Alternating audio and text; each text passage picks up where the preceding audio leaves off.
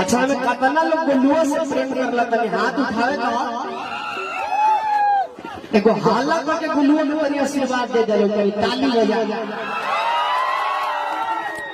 I love you too. बड़ी प्यार करला तारा लोग से। गाय पे कम से कम ताली बाजे के चाहिए ना हो। तो लइका कहलस का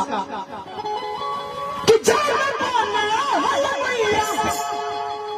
आज जिंदगी न डोले हो कितना ही बनवले कितना ही बनवले तो मैया वाली लपली ससुरवा हो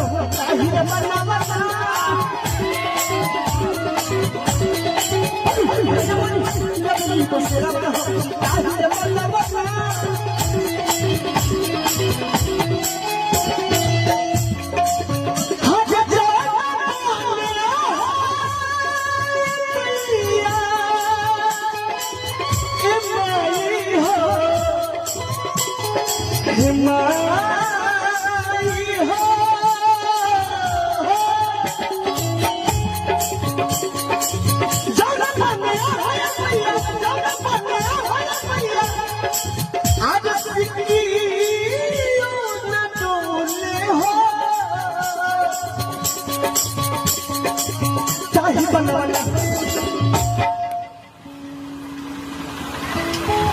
ताली बाजे के चाहे ना गुल्लुआ के वो नाचे के तरीका अलग होला। लोग तो नाचने करेला लेकिन गुल्लुआ के नाचे के तरीका अलग बा। अगर अच्छा लगी तो तेरी ताली बजा दिया भाई है कितना ही बनवाना कितना ही बनवाना तमाया मन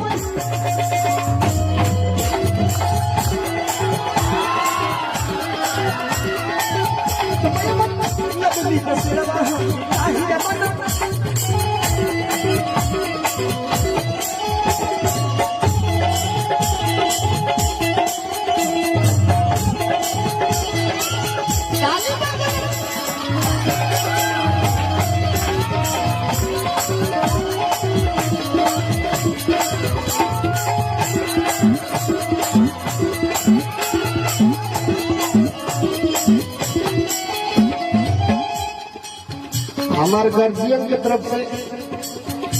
हजारों हजार रुपया के पुरस्कार मिलल कि हमरा खातिर रुपया ना पैसा ना ए चाचा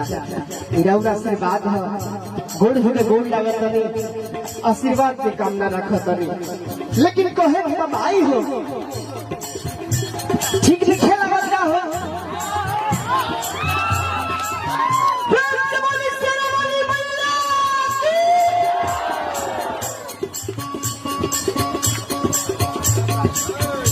लेकिन बहुत मजा होता प्रोग्राम करके